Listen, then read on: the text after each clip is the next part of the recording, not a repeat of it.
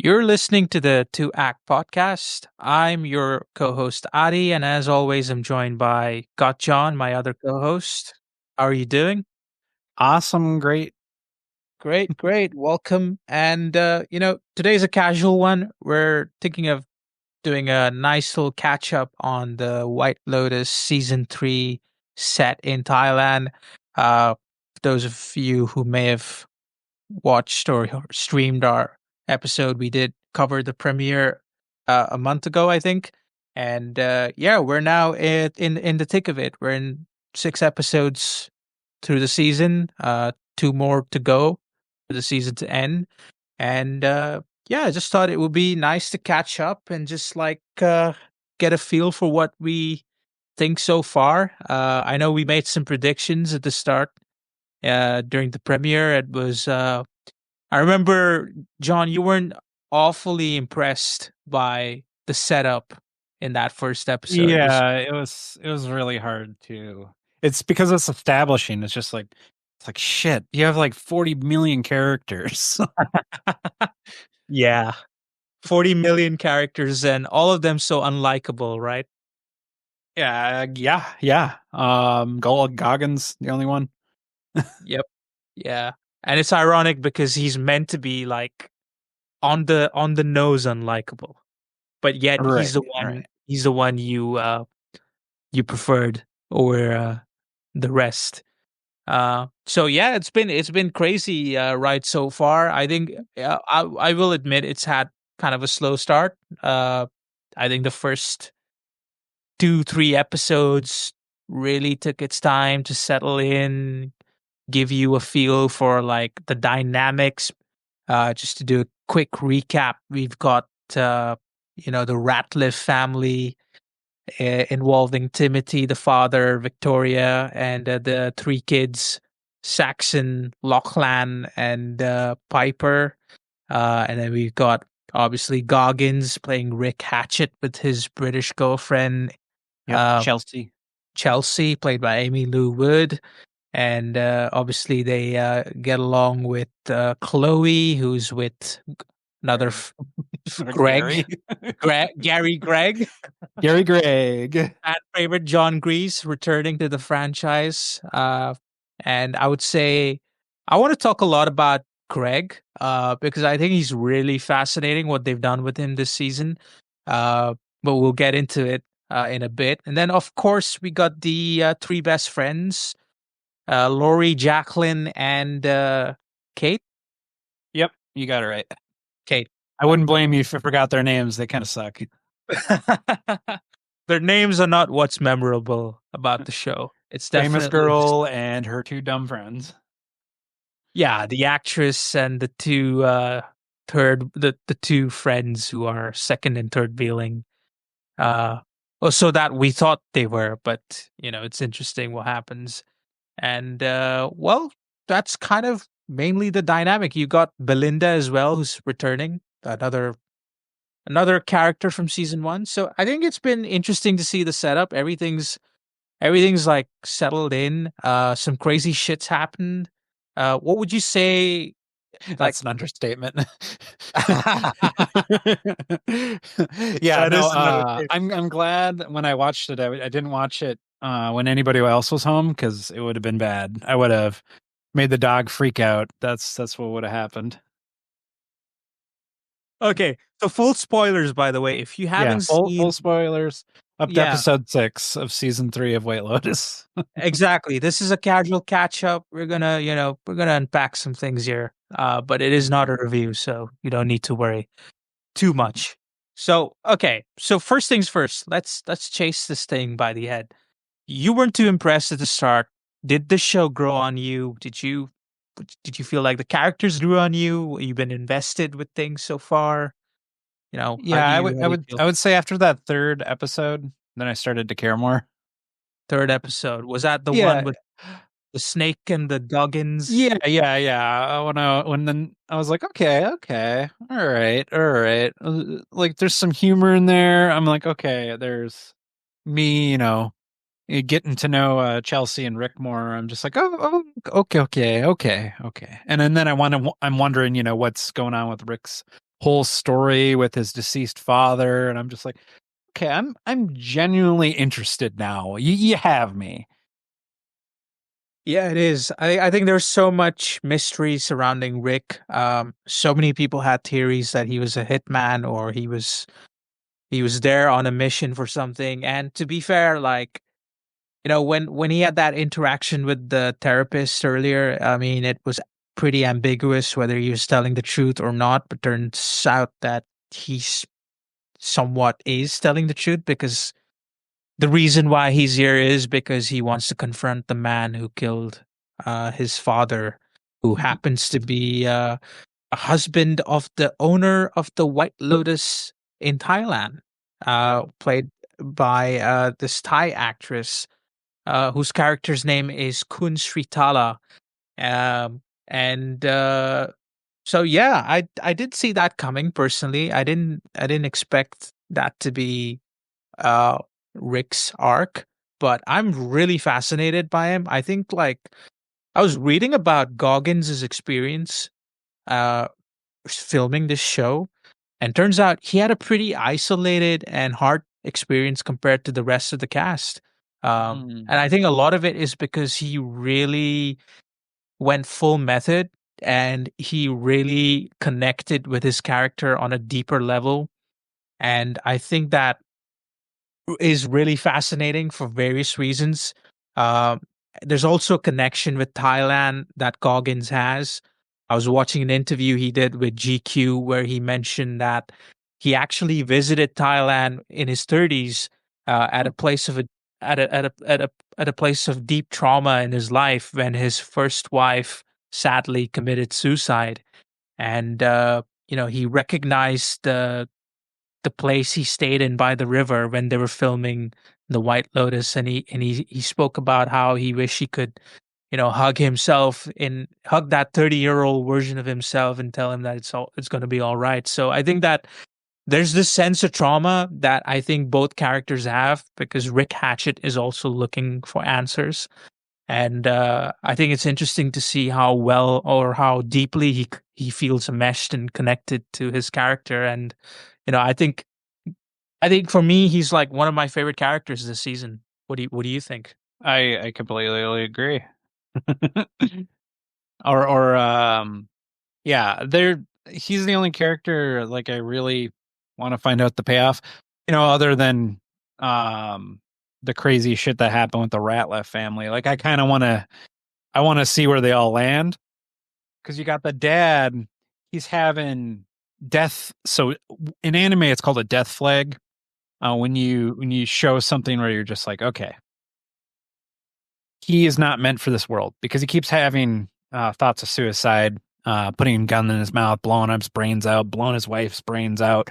He's having all these just death legs. Like the wife, she's completely useless, even extra. And then you got Piper, the only one that's level headed. And then she's like, okay, she wants to spend a year with the monks, which the main monk guy, he's pretty chill actually. I was very Yeah, he's impressed.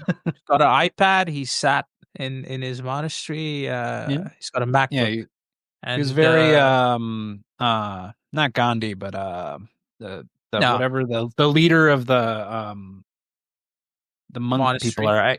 Yeah, Yeah, it he is. kind of I think the biggest revelation from that was that uh, Piper told her family that she needs to do this thesis, and that's the reason why they come to Thailand, and it because was she like, wanted to. wait, why? Yeah, it was a ruse, just to visit Thailand, because she wants to disassociate from her lifestyle, which is, I think, superficial, and I think it is true. She's got, identity, maybe an identity crisis, and she wants to, spend a year in this monastery, and I think connect to herself on a spiritual level. And that is such an alien concept to her whole family, who's all about materialism, status, wealth. So, at first, she reminded me of, like, there've been couple characters in the show in the first two seasons who come across as being super woke and altruistic, but turns out that they're not acting that way. They're actually really narcissistic.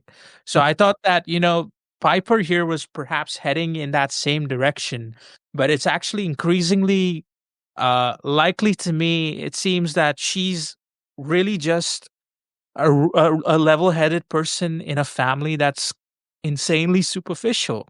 So I'm really interested to see what happens to her, whether she ends up actually staying in Thailand or not. And the whole thing with her family is obviously, insane.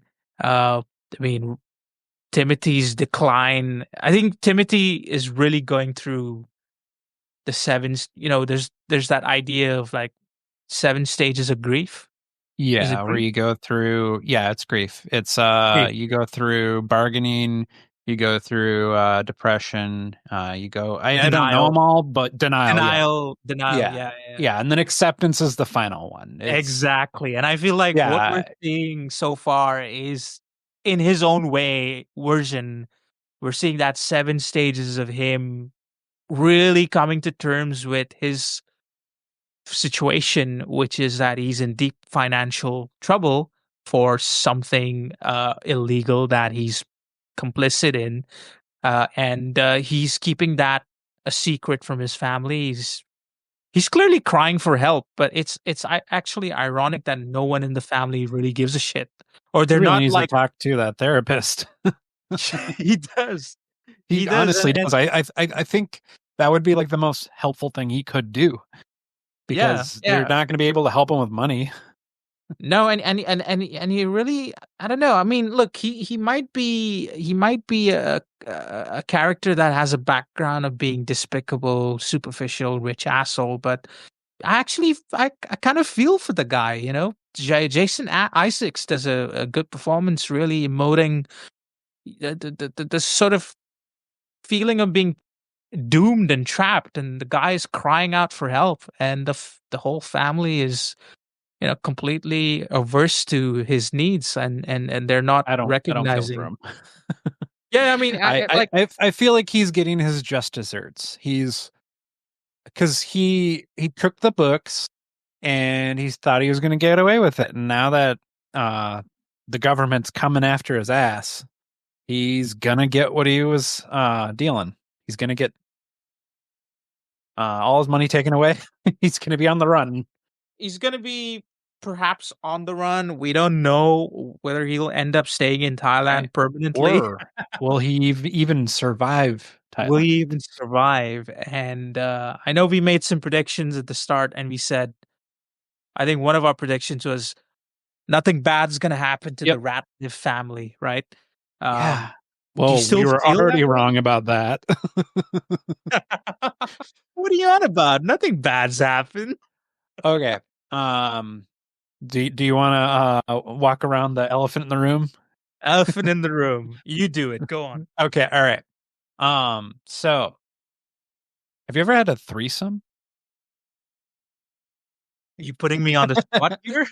No. So the Ratliff boys, the older brother and the younger brother, ended up taking some mystery drug, Yeah, and I mean, look, they go on the pool party. I mean, they go yeah, to the yeah, full moon party. Yeah. yeah. They went to the full moon party, took a mystery drug. The older brother, for whatever reason, didn't want to have anything to do with drugs. I think it's because he loses control. It's that control dynamic, and Yeah, I he tells Lachlan, dude, pace yourself, let them get drunk. Because let them get drunk.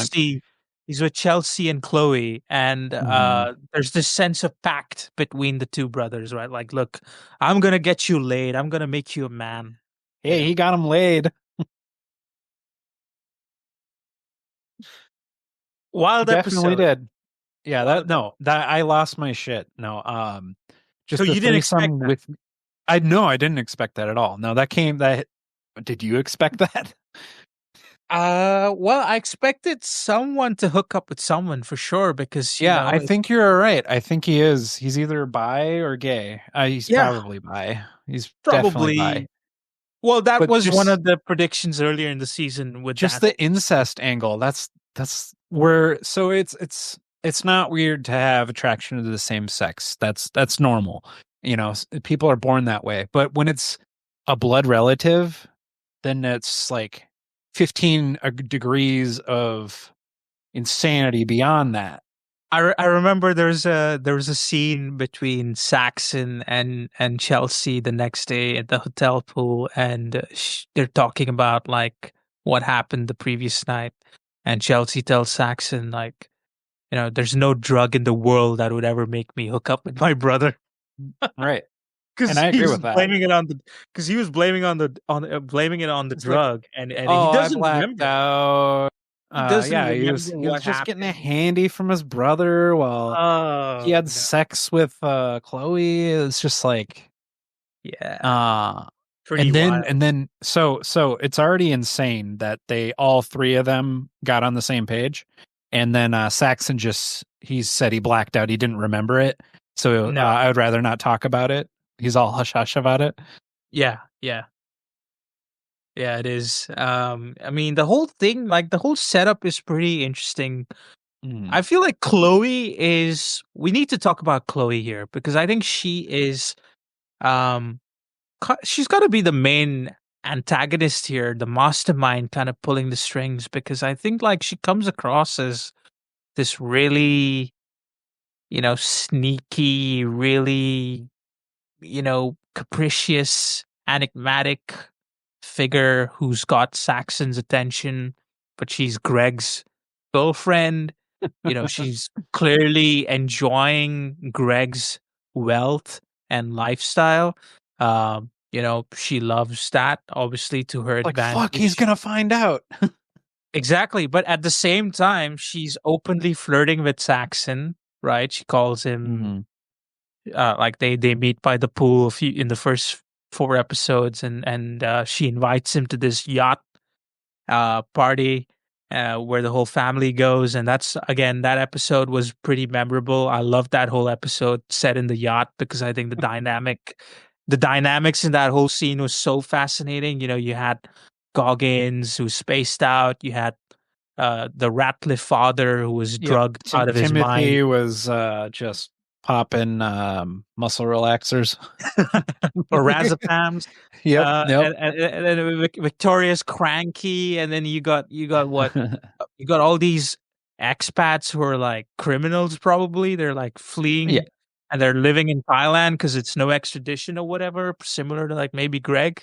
Mm-hmm. Greg's miserable. He's by himself. So I just love that whole episode. I think it did such a great job setting up what was to come because once that yacht day trip ended, they decided to go to an island called Kopangan, where they have the annual full moon party, which I think happens around April.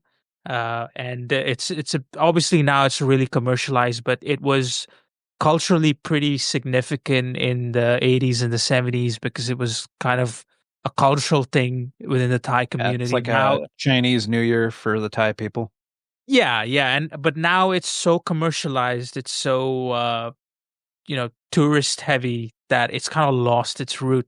But the party still happens in the island and it's still a big deal.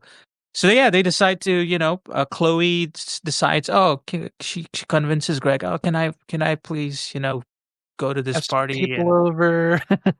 well, it turns out, it's actually just Chelsea, Saxon, and Lachlan, and it's super interesting that this whole setup because we know where this is gonna head. End of the day, this is classic White Lotus. This is where the show is at its best when you see characters sneaking behind each other, and there's betrayal, there's sex, there's like all of this other mischief, and like there's some shit happening in the back, and you got characters who are pulling strings, and that's when the show is at its prime. And I think like the whole episode was excellently shot, excellently directed. This is Mike White at his best, and that whole episode.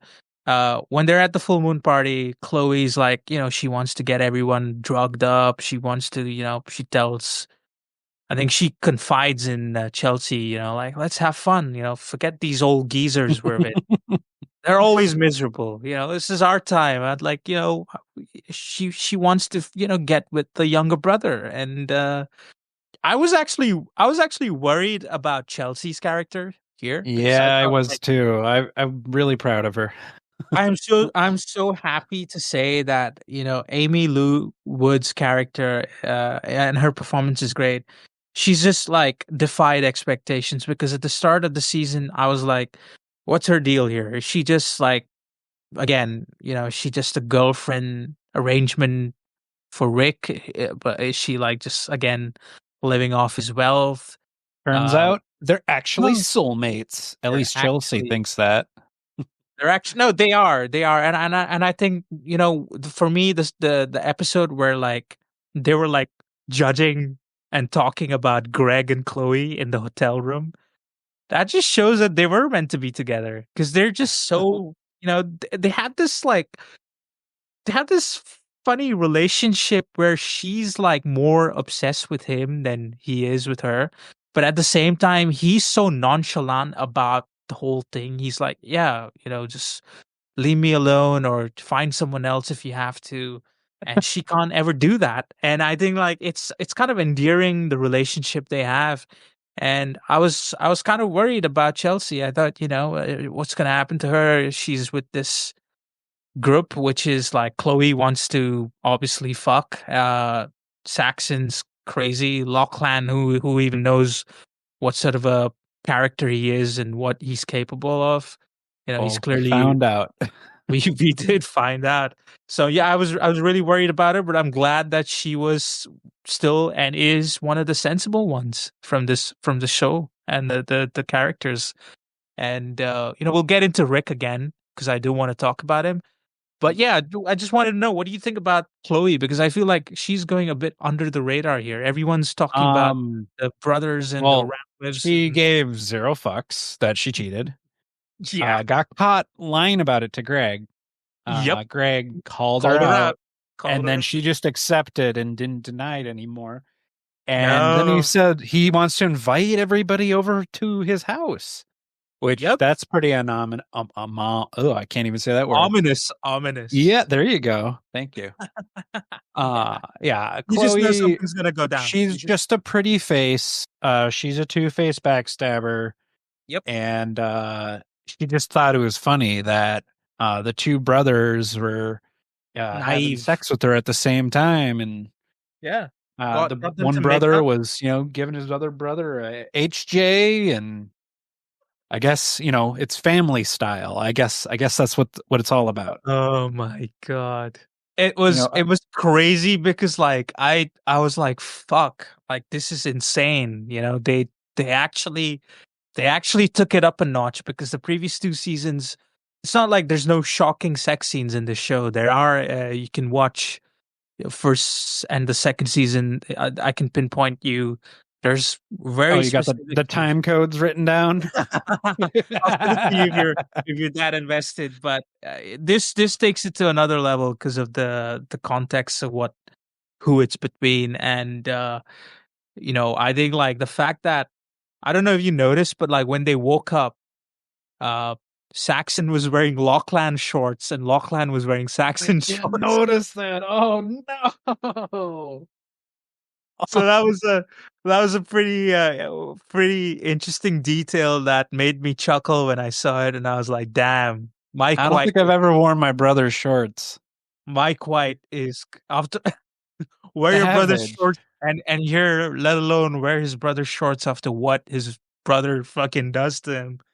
I So even thought it was funny that the brother, they went to that the monk thing, and they were doing meditation, and then Lachlan, he started to like recollect what happened, and he has to confront his brother about it. His brother's like kind of ignoring him. He's just like being brother's in like, denial. His brother's yeah, in yeah, denial. yeah, yeah. He's like, it didn't happen. It didn't I happen. And do I then do wanna I do wanna get your opinion on Saxon here though, because look, there's no denying he's the asshole that's been painted from the first screen that we get to see him in, the first Yep. scene. There's nothing.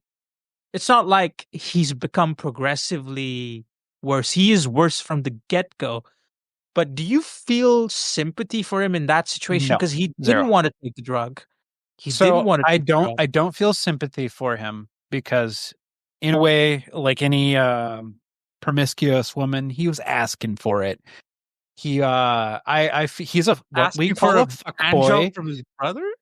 I guess so, because that's the worst thing that could happen to him. I don't have any sympathy for him at all. Yeah. He was trying to take advantage of the girls and he got taken advantage of. So it Yep. is what it is. It's pretty much the whole Ratliff family, other than Piper. They kind of all deserve it. Well, I guess maybe I feel more sympathy for Lachlan. Oh, really? That's interesting. Yeah, Okay. yeah. Why is Because that? I like Lachlan more. Until he, well, incest and all, but I still like Lachlan more as a character. I feel like he has more things going for him. He does, but at the same time, I can see how he's being a bit corrupted by Saxon's influence. Yeah, yeah, 'Cause absolutely. Saxon's really pushing this whole idea of like, you need to be a man, you need to, Got to be an get. alpha. He's giving him all that Andrew Tate energy. Yeah, yeah.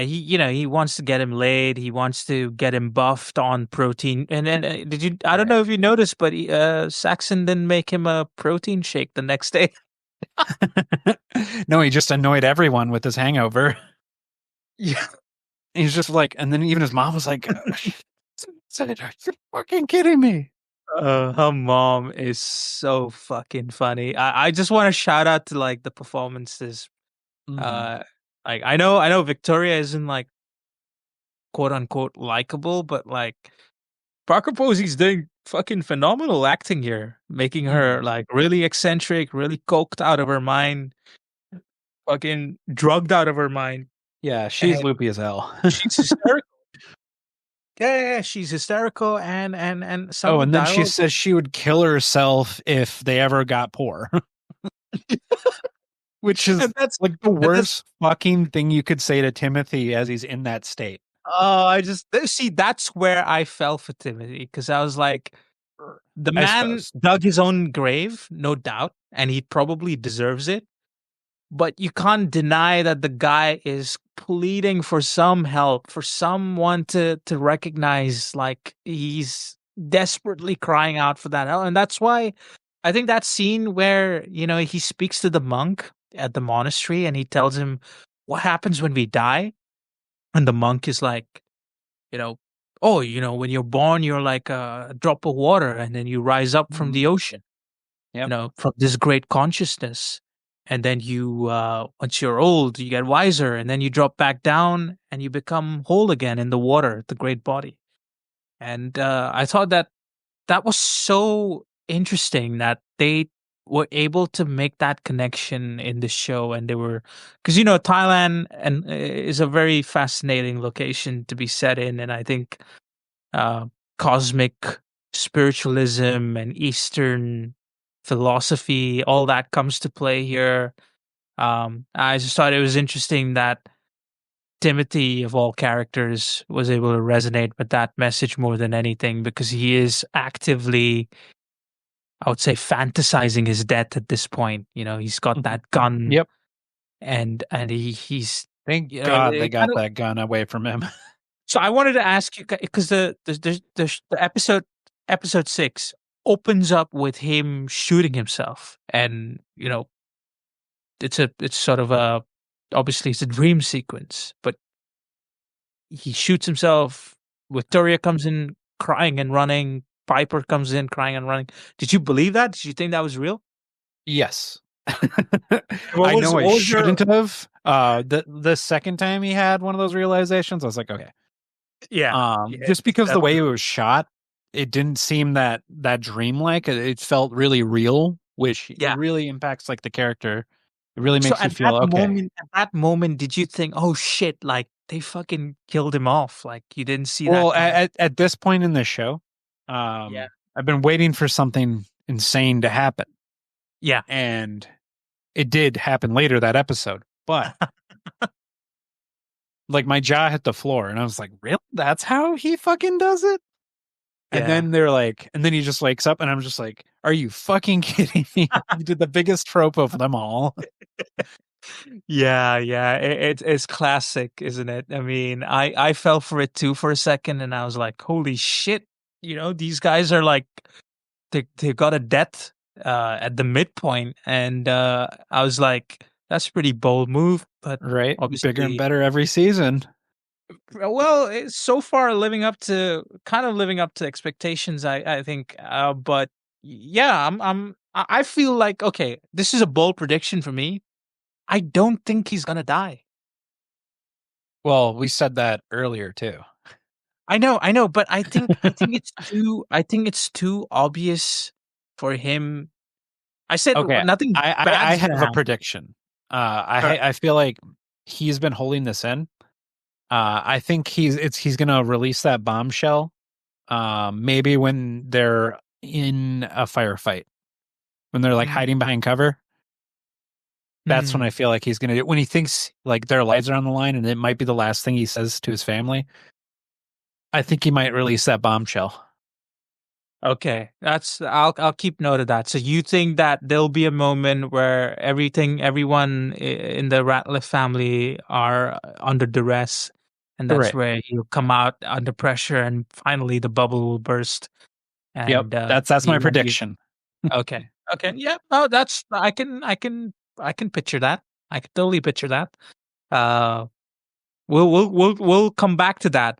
Once we Sure. see how everything resolves, and we'll talk about what route Like that writing went. down all our predictions. We get to the fucking I review. I just think like, well, I John, just you're think like, wrong. Adi, you almost got it. nah, we're not getting any points here for getting predictions right or not. But I just think the show's so fascinating because like, look, all right, here's another thing. Did you ever imagine Goggins going to Bangkok and meeting with Sam Rockwell, who tells him that he's been living in Thailand and he's been getting railed, and his deep desire was to be an Asian woman, and he hired dudes to fuck him while he hired an Asian woman, a Thai woman, presumably look at him while he was getting fucked because he wanted to look at the woman and feel like the woman. That's insane. Yeah, that's kind of a That my sideblind. my jaw dropped just like Goggins in that scene. Yeah. Uh, it was phenomenal fucking monologue, piece of monologue. I think you mentioned it reminded you of one of the Tarantino films. Was it Christopher Yep. Walken? Yeah, where Christopher Walken talks about putting the watch up his ass and hiding it Yeah, when he was a POW. yeah, It's yeah. just like that insane dialogue. It just It's captivating. and the best thing about it is so the actor that was portraying that whole story, he does it with a straight face. Like there's no like odd inflection in his voice of comedic value or no sarcasm or anything like that. No, just matter of fact, this is what it is.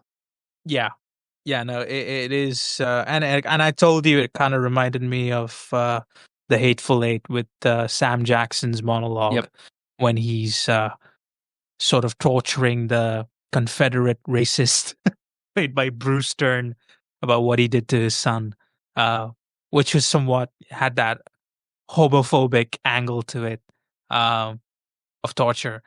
But I think it's so fascinating because Rockwell is a great actor. He's actually I think he's with Leslie Bibb who plays Kate. Uh, Oh, so they're together in real life, so I think that's the connection there. Why he turns out, yeah, he's part of the show. He's Rick's friend, and they meet up in Bangkok, and he gives him a gun, and then he asks him for another favor. And in episode 6, he's meant to be playing the director that Rick spoke about, who he wanted to introduce to Sutala, but the whole plan setup is for him to get to Jim Hollinger, who is her husband, who is supposedly the man that murdered Rick's father. And there's some interesting theories that I've read online. Some say that that person, Jim Hollinger, could just be his father. What do you think Yeah. about that? Yeah, I could see that. That would be interesting. It would be interesting, wouldn't it? That would it would be really intense. Yeah. No, that theory would be quite a blindside. My jaw would drop for sure. Realistically, what I really think what's going to happen is it's just matter of fact, and he just doesn't get the gumption to ask him, "Did you kill my father?" I like it would be kind of So you think he wouldn't have the gumption to do that? I know I wouldn't, but I think he might chicken out at last second. Like it's not worth it. Oh, so okay, let me debunk that theory right now because Okay. the, the promo for the next episode Oh, I didn't watch actually that. Okay. okay, it's not a spoiler, but it actually features a snippet of him basically confront. You don't see Okay, who he's cool. talking to, but you see that he's talking about what happened to his father, and Okay. I'm assuming he's saying it to the Hollinger character. Uh, but again, a lot of these promos are misleading. Sometimes they're all meant to Mm, juice things up and set it all up in right. a way to Get you kind of excited for next week. exactly. And I think I just find it fascinating that he's going to this extent to confront someone like that because I think I'd be terrified at the idea of Well, when of you see that the guards are all packing, yeah, I would for sure. yeah, I'm in a yeah, yeah, yeah. foreign land. I don't understand anything, and I might be killed on the spot if I say a bad word. Because this really could go in any direction. And I think what's fascinating is you got Rockwell's character who's his friend. And I think that scene's badass when they're in the boat wearing sunglasses and he's wearing a nice white suit and Rockwell's chilling out with his feet up, got his aviators on, and they're just cruising through the Shao Prai River. They arrive to the residence of Shritala. And I just think like surely Sritala being an actor would kind of find this fishy. Like, who is this director? He's surely this guy must not be legit.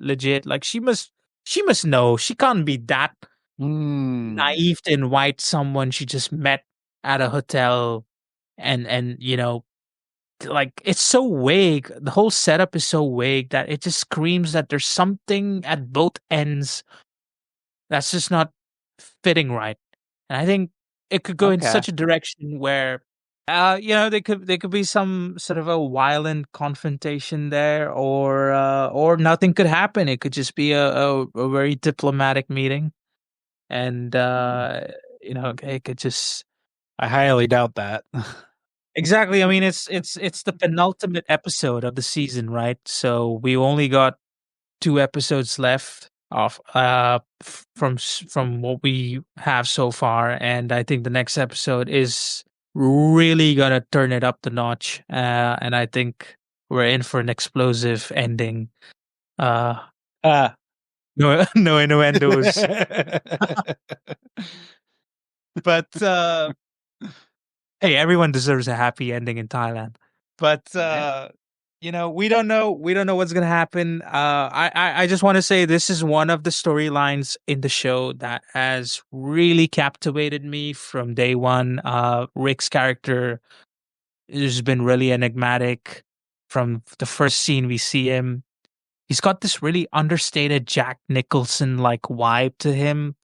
I think he's a phenomenal actor, Walton Goggins. Um, and the whole storyline's really it's so interesting. Like I agree. I'm really invested to know how this ends and what's going to happen. And I really hope he doesn't die because I think it Would would be be really really tragic. disappointing. Yeah, I think it would be really tragic. I think it would be really The tragic if he died. fans will probably be pissed if he dies. I can guarantee you that. Yeah, I think the fans love Chelsea more, Okay. but Because she's got great knockers.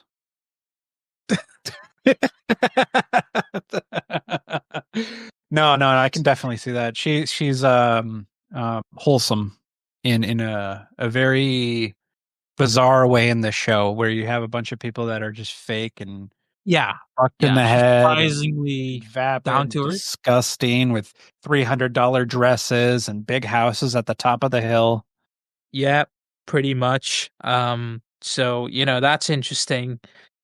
But, we'll see how that ends. We'll see. Hopefully, Rick and Chelsea are still together. And, well, I all I can say is like, I really don't know what's going to happen. And I really can't make a prediction here. So, Mm. we'll leave it up to what happens. But we'll move on from Rick and Chelsea unless you have anything Nope, else to add on Rockwell's character or anything. no, Um, nothing. but he's a good addition. You'd agree. I agree. He's a good addition. Great. Okay. All right. And then we've got the three best friends so far. What do we think of the three best friends? Now, Still don't care I'm about them.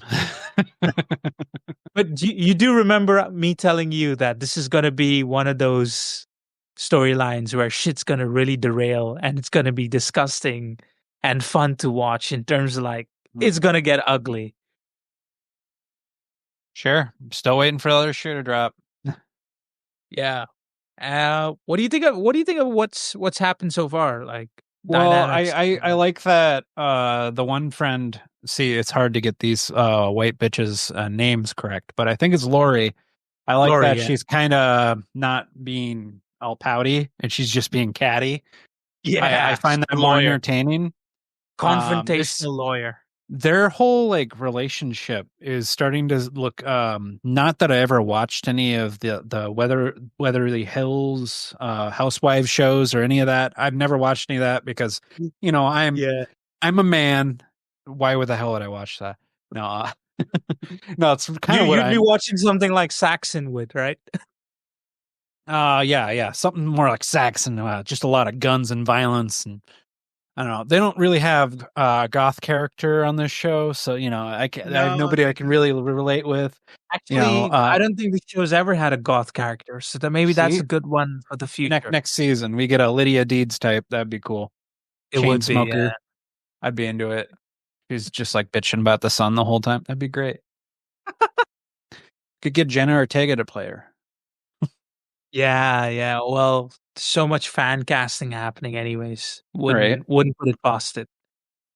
But so you were saying about the dynamics. Yeah, I still don't. Like I said, I don't care about these women. Yeah, You yeah. could throw any of their names around, and you could. Oh, that's Jacqueline. That's Lori. That's Kate. And I wouldn't put it past you. I would just like. Just don't care about these dumb bitches. Their friendship should have ended a very long time ago. Uh, and it I love probably that. I won't love that. survive this trip if they don't No, survive. no. Absolutely, I don't think it'll survive. Or maybe it could because rich people are fucked up and they like to resume their lives, despite doing fucked up things together. But I think it's interesting. What do you think of that conversation they have over dinner? I think it was episode 4 or 3, where at this point they're like everyone's talking about everyone behind their backs. You Yep. got the two. I would say the Kate is the one who's really talking behind both their backs in a way. The shit stirrer, but then turns out she's a Trump voter. I found that conversation to be really funny when it got awkward, where they were talking about like, "Oh, you vote for Trump?" Well, yeah, that's the thing. So, um, because I live in the States, that's like half the conversation. And it's all the people you wouldn't expect that are all Trump voters. It's just like, okay. Um, because of where I live, it's just red counties all around me. Hmm. And I'm pretty liberal, so it's I think of it as like a logic type thing, and then like Yeah. if you vote for the other party, you're an idiot, and I'm sure they think the same thing as me. So it's the most like divisive, like annoying argument. You try to not bring it up at dinner tables because it usually just devolves into yelling. Yeah, it is a pretty sensitive. I think it's funny. Like there's so many facets to their relationship that at each Hmm. point they can turn on each other gang up together, and the dynamics can shift so frequently. And I think that episode where they go, they go out and they party with Valentine, Yeah, their the Russian health, guys. the Russian health mentor from Vlad. The Vlad. guy that could bounce a baseball off his head. When Kate goes like, "Oh, that poor Vlad, he's been through so much," and she's like, Yeah, he's she's brain trying, damage. and yeah, the whole thing with Jacqueline feeling like, she wants to be the center of the attention. She's pushing Lori to get with Valentine, but in the end, she ends up getting with Valentine. Did you see that coming? Yep. Yeah. I totally saw that coming. You totally saw that coming, yeah, and Yep. at least they're owning up to it now. Like they're, Lori's confronting it. She's no longer putting up, She's no not longer. being the afraid little mouse that she was before. No. No, this bitch has bite and she's catty as hell. We are Yep. about to see some hair getting pulled, maybe some clothes falling off. I'm all for it. You're all for it, yeah. And don't Yep. forget, your prediction was you thought Kate would be the one who dies. Oh, I don't remember which one I said, but one of Yeah, them's it gonna was. die. Yeah. You said it was Kate who is the Trump voter. She just dies. Yeah, I still think one of them's gonna die, Okay, so you but I still don't think think it's gonna be Jacqueline. you don't think it's going to be Jacqueline, the actor? No, I don't think. She's too famous. She can't die. It'd be Okay. tragic. Interesting that you say that. But you're still sticking with that prediction. I'm still sticking with one of those bitches dying. Like I have no like reasoning to think that because they Yeah, don't put themselves in dangerous situations, but I think it would be for me it'd be the most funny because I haven't liked them from the get-go. true. Um True. eh, They're not- there is probably going to be, I think you're right. I think there's going to be something involving like gangs and like triads. I think they're just going to be stuck in the crossfire of some crazy fucking shootout. right. Yeah, wouldn't put that past it, to be honest. And who's in the shootout? We'll find out. Well, here's the thing. So now we need to get to the characters I feel Mike White has kept the closest to his chest. Now I think that's Greg and Belinda.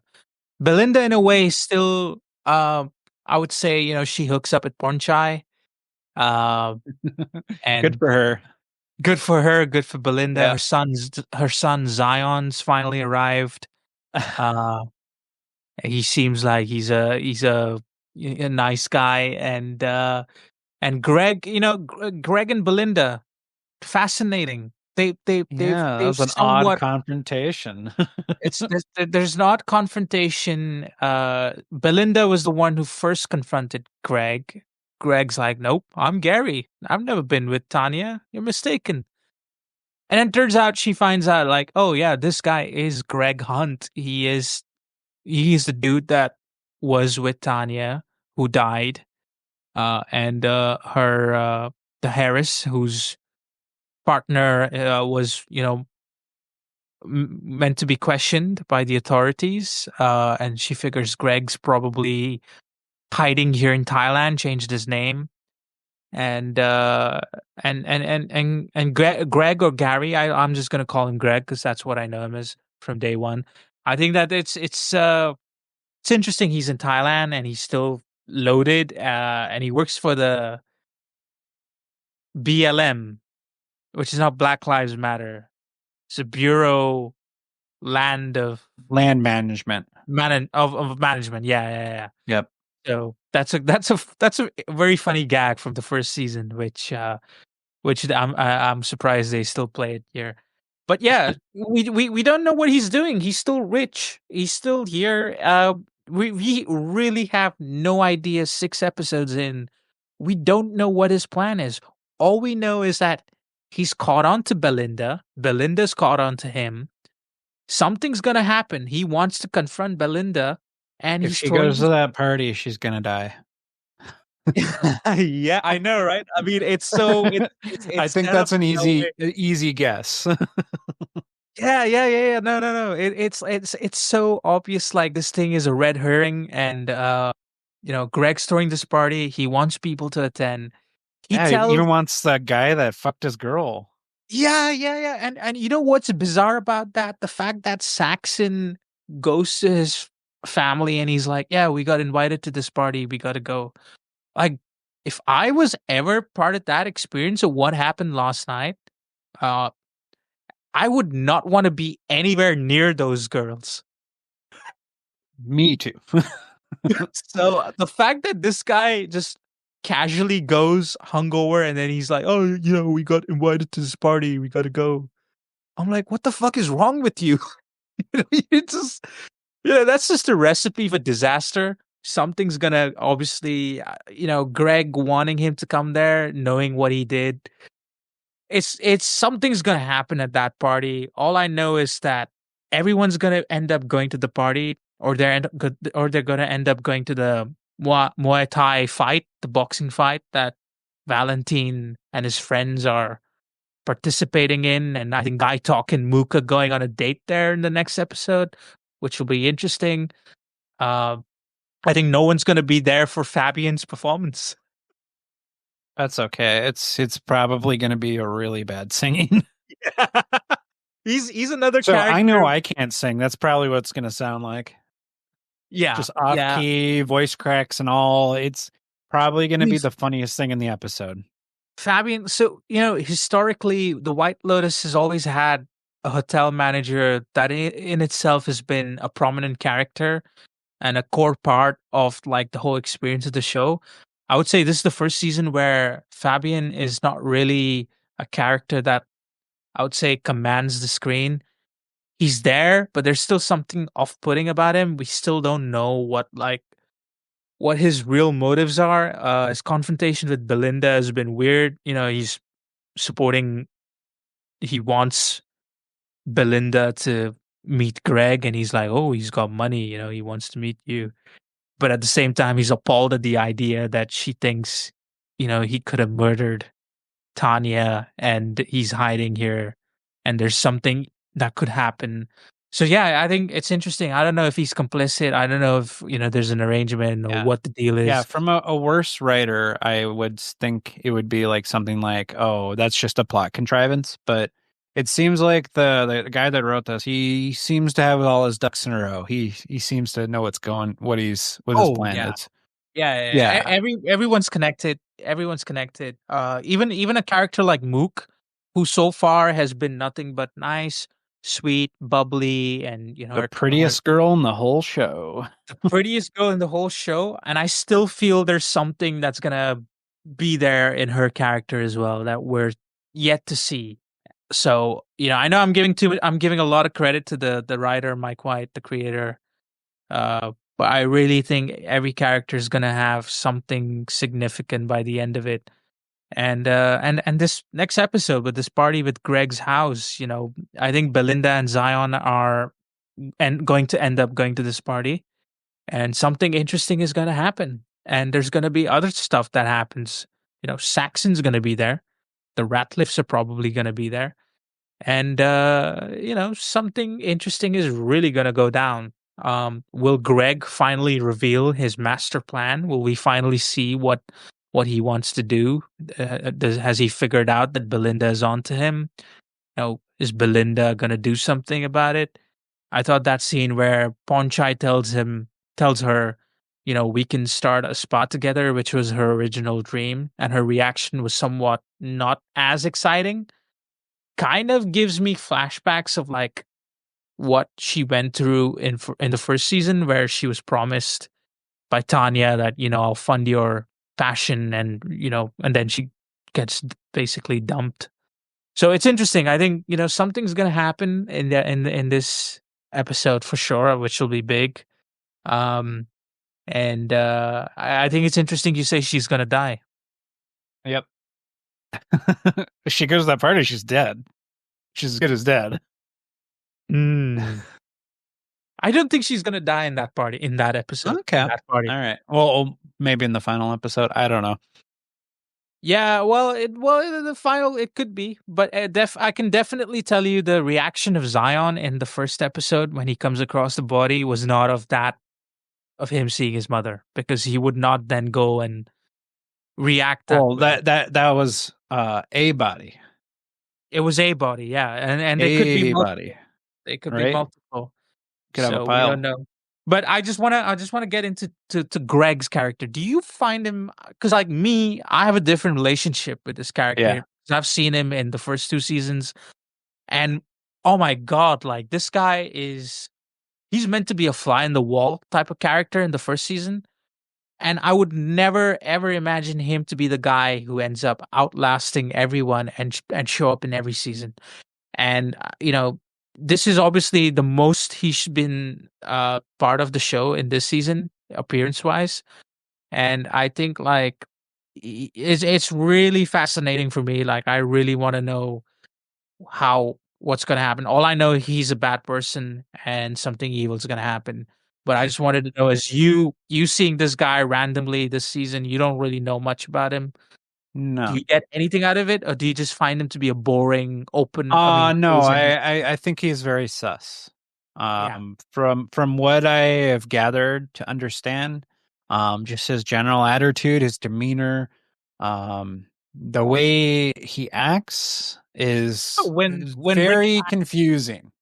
when So Rick asks him, "What do you do?" and he's like, "Oh, a little this bit and of that." this, a little bit of that. Yeah. And Rick's like, He's "Decent line of keeping work." everything to his chest. Yep. And the fact that it only took Rick 2 seconds to figure out that this guy's probably a con man with his girlfriend, who's probably an escort or whatever, Hmm. and Tanya genuinely believed that he loved her and they were meant to be together. But I think it's interesting. Um, but you were going to say something about Rick. I mean, about Greg. About Greg, yeah. I think he's just suspicious. Super. He can't be trusted. That's really what I've gathered. Just the little breadcrumbs you've given me from really what happened in those other seasons.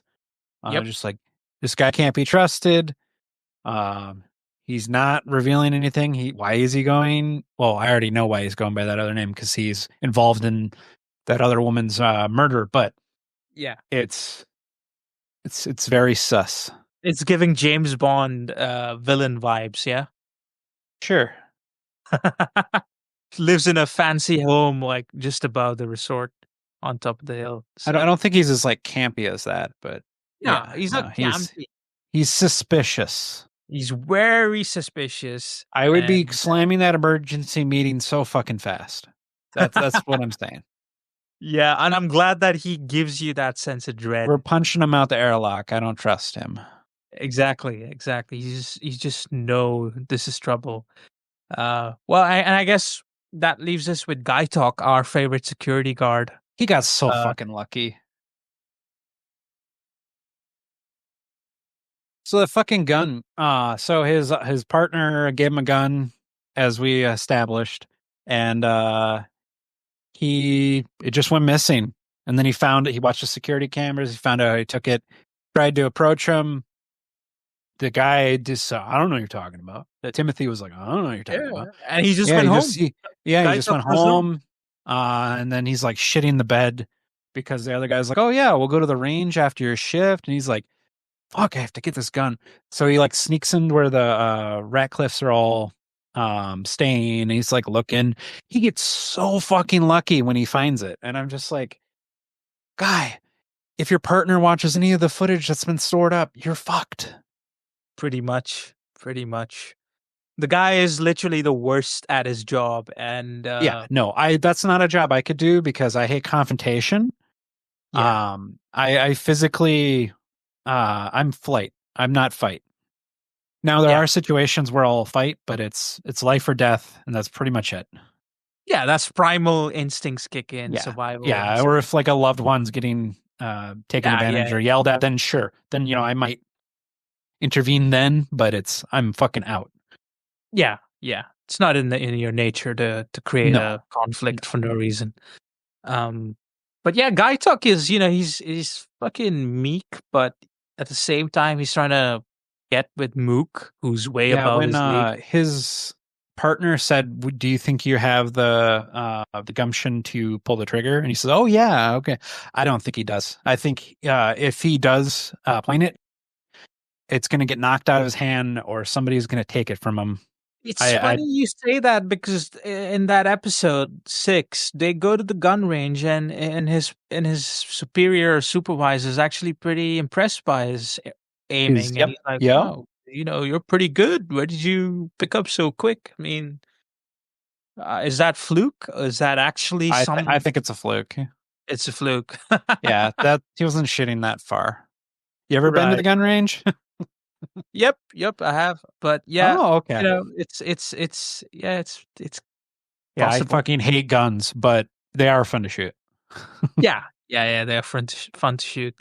Yep. But, yeah, I found it hilarious how he got it. He was so fucking lucky to get it, that first ray draw that he opens. Well, in the next episode, he's gonna go on a date with Mook, see some Thai boxing, kickboxing. Hmm. Uh, Valentine's gonna be there. Maybe those 3, best friends are gonna be there. So I like how, what I wanna appreciate here is, like, shout out to the fucking, uh I wouldn't say like, okay, yeah, it's been slow paced to an extent, but it's always like moved. Like we've not had any filler. There's not been any fat. Like there's always something happening with each subgroup of characters, which has been like progressing the needle a bit further. And I think that, I've really enjoyed the dynamics. I like the fact that a setting with multiple characters can explore that, and then, they can connect with each other in some ways. And I'm fascinated to see how it ends, obviously, because that's the best part about the show is when you get to see how things are going to resolve, and who's going to actually get their comeuppance. But you know, what do you think of the whole setup? The whole Thailand, is that living up to your expectations?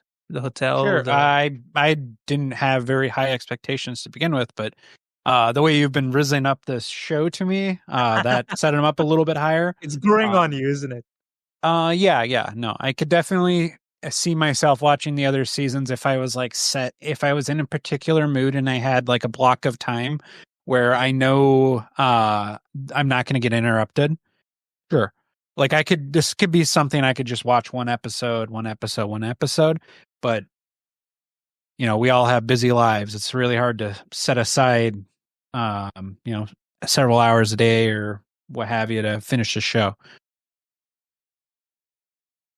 Yeah, no, I definitely agree with that. There's something interesting happening every episode.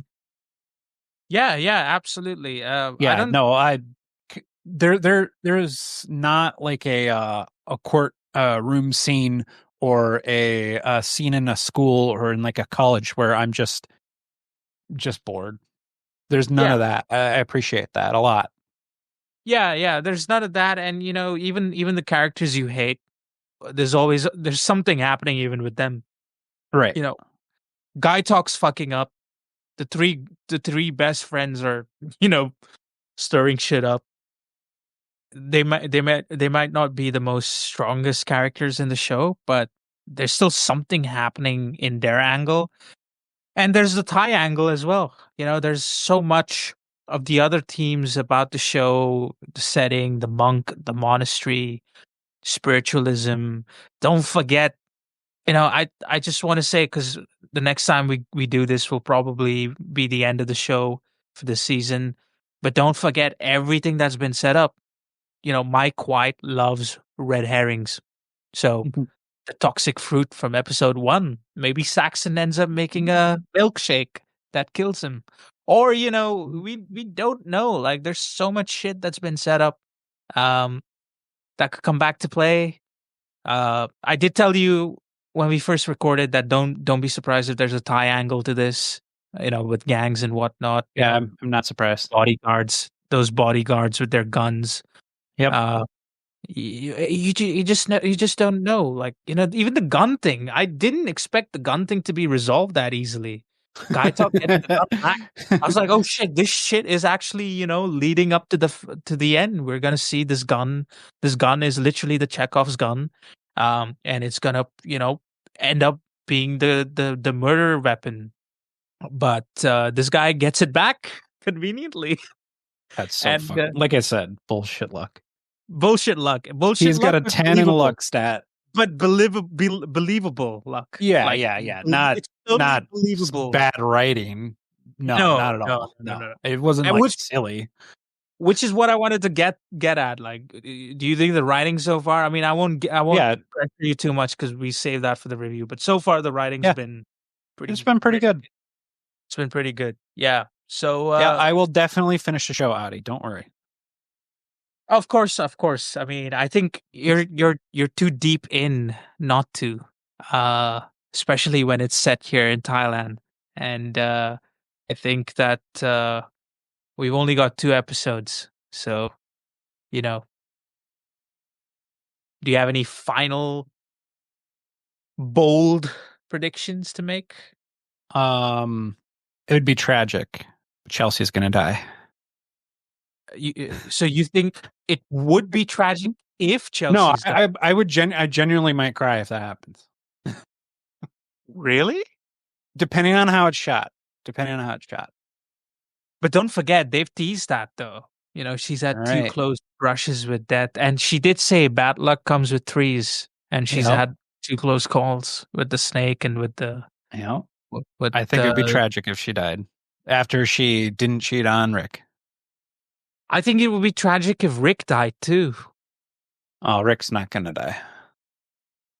But I think it would be tragic if he did. It would. It'd blindside us for sure. So look, what we know for sure is if something happens to the Ratliffs or the 3 best friends, more likely than not, you're not going to give a fuck, right? Correct. Because it's like Correct. they kind of deserved it, unless it's maybe Piper. Well, yeah, Piper dies, then I'd be sad, sure. Yeah. And I wouldn't be sad if Guy Took died, even. Yeah, you wouldn't be Luke, sad if just because she's pretty and can't let pretty people die. Yeah. Although I really don't think she will. No, I don't think that would. And Belinda, story. I don't know how you feel about Belinda. Because at the first, I remember you thought she was a bit stereotyped, and no, she's still a walking stereotype. But it is what it is. I don't think I'd care. I'm not connected to her character. But Greg, that'd be cool. Or Valentine and the Russians. Imagine it's they're probably packing. That's probably. Imagine the ending is like a Russian-Thai war happening in the hotel. The guests are dying in the. No, that would be insane. Wouldn't that be funny? But you know what? We're gonna end it on that note. I think it's been fun to catch up on what's happened. There's been some memorable shit in this 6 episodes, and it's getting better and better. And yeah, we're all set for episode 7 and 8. And yeah, we'll look forward to the ending. Awesome. Any final thoughts? Nope. See you, Space Cowboy.